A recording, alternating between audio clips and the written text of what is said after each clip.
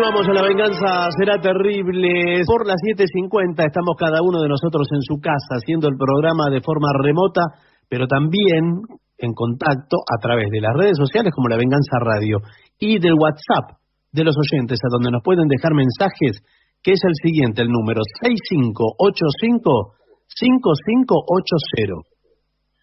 Hablaremos hoy del nacimiento de las medialunas, de los nombres de las facturas de la Argentina y de los anarquistas y los panaderos. Dicen que el croissant apareció como parte de los festejos cuando la ciudad de Viena se salvó raspando del sitio otomano a finales del siglo XVII. En 1683, los soldados otomanos al mando del gran visir Kara Mustafa, después de conquistar la mayoría de las regiones a orillas del Danubio, llegó ante las puertas de Viena y sitió la ciudad de Viena. Después de varios intentos de asalto, poco exitosos, los turcos decidieron atacar Viena por sorpresa con una nueva estrategia. Pensaron en socavar el terreno y así evitar las murallas, pero esto actuando solamente de noche. Los panaderos que trabajaban justamente de noche se dieron cuenta de la amenaza por los ruidos, los continuos ruidos que provenían del subsuelo, y dieron la alarma, de tal manera que al final fueron los defensores los que tomaron por sorpresa a las tropas turcas y las obligaron a retroceder. Mirá vos. Después, las tropas austríacas del emperador Leopoldo, bajo el mando del rey de Polonia, Juan III, terminaron de expulsar del país al ejército enemigo. Se dice que el emperador decidió condecorar a los panaderos vieneses por la valiosa ayuda ofrecida. Y ellos, como agradecimiento, los panaderos, como retribución, elaboraron dos panes, uno con el nombre de emperador y otro con el nombre de Halbmond, en alemán media luna, que era una especie antepasado del actual croissant, de la actual media luna, y que era como una cargada a la media luna de la bandera otomana, que casi, bueno, que esto no trascienda, esta información. Sí, bueno, pero es así, pero que uno son datos.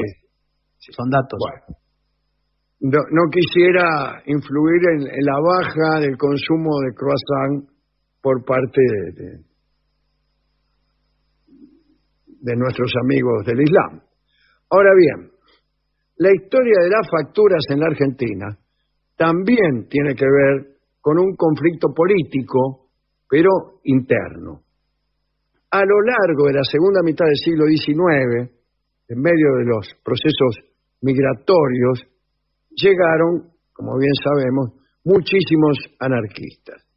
La ciudad de Buenos Aires se estaba urbanizando y en esa situación las panaderías crecieron muchísimo porque aumentaba la demanda de alimentos baratos y el pan era de lo más barato que había.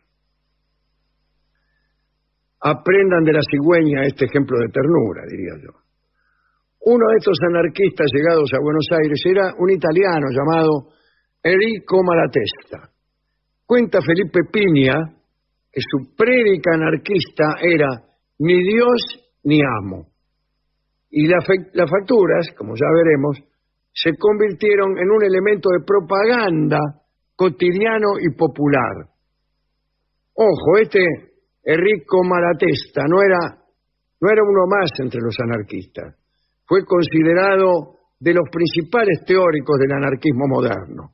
Se lo pone junto a tipos como Proudhon, Bakunin, Benjamin Tucker y Kropotkin.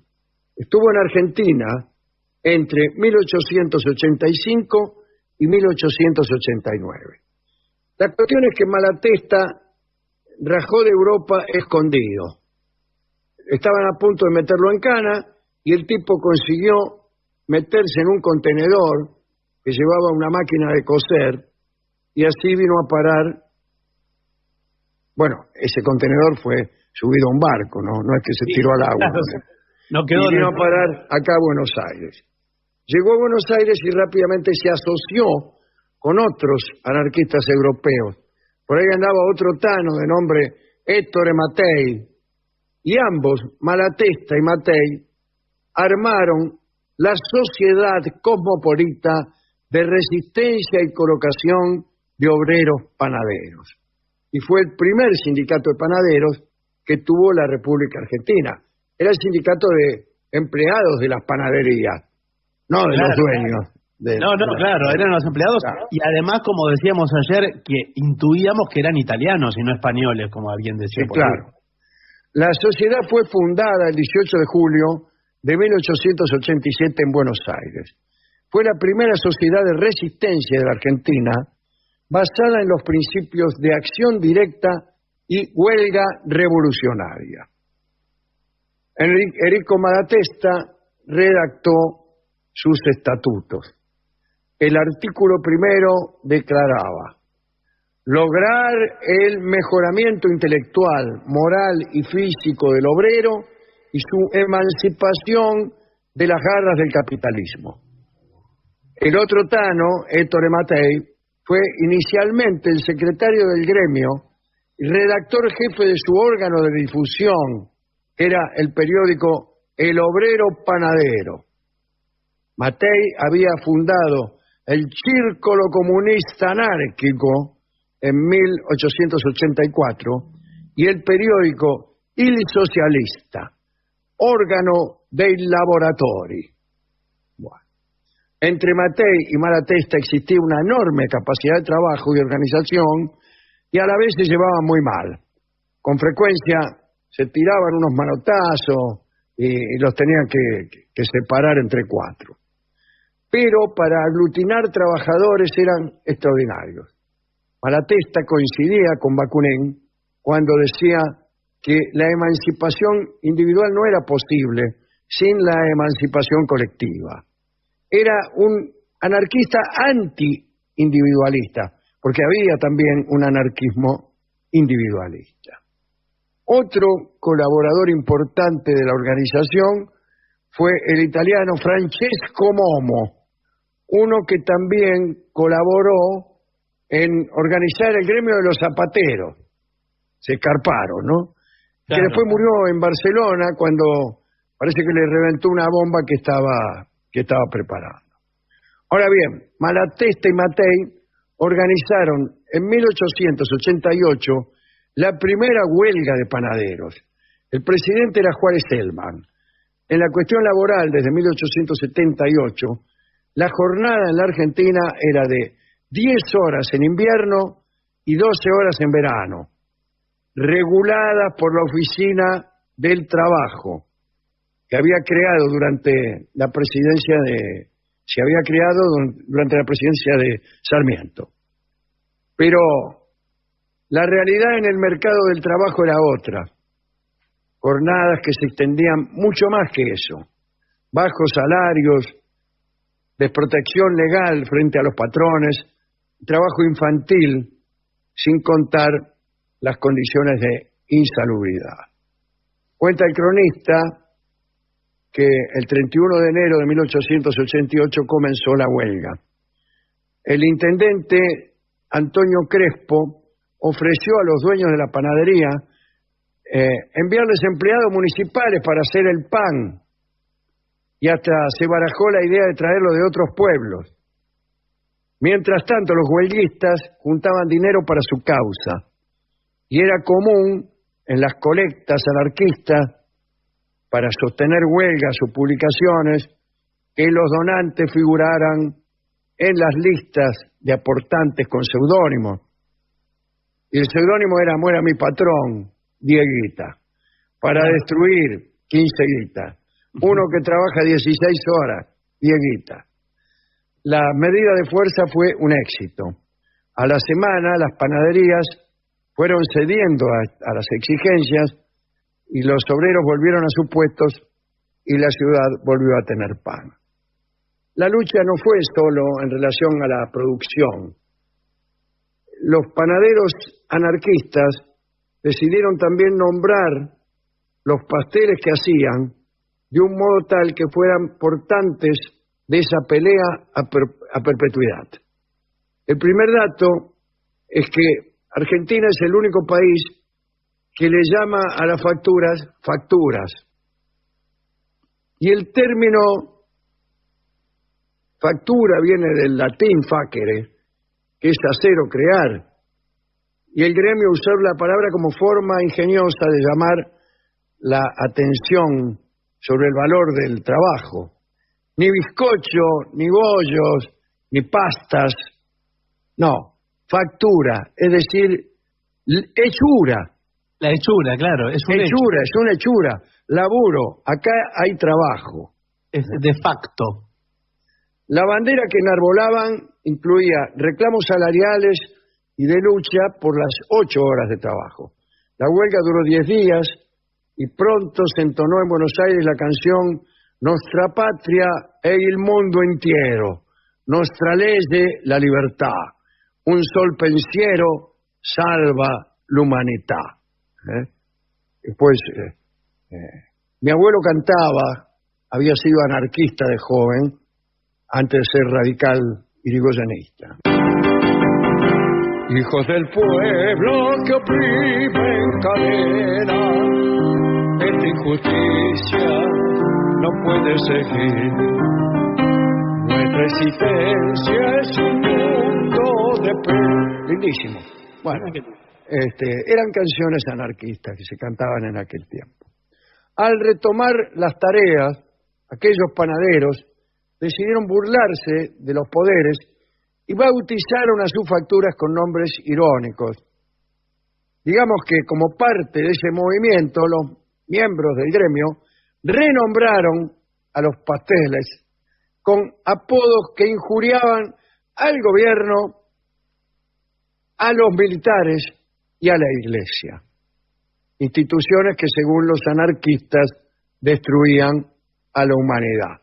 Y así surgieron las bolas de fraile o suspiro de monja, los sacramentos, claro, en alusión a la iglesia, ¿no? Y aparecieron los cañones y las bombas como burla para el ejército, y los vigilantes, en referencia directa a la policía. Empezaron a hornearse unas pastas largas a las que se les llamó vigilantes.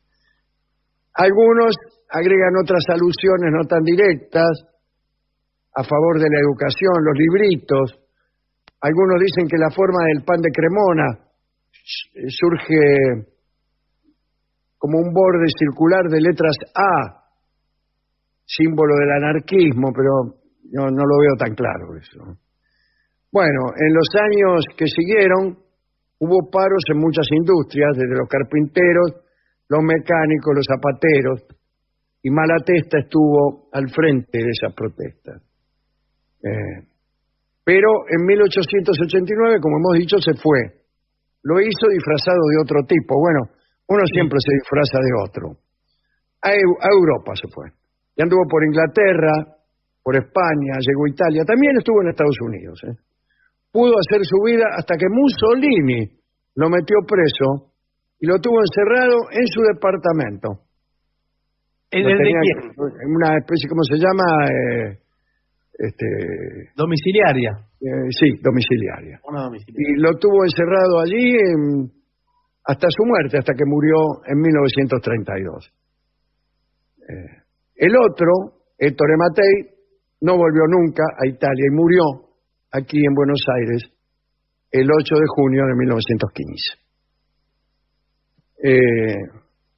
Esta historia la contamos porque ayer alguien nos sugirió que el nombre de las facturas provenía de la lucha anarquista y nosotros medio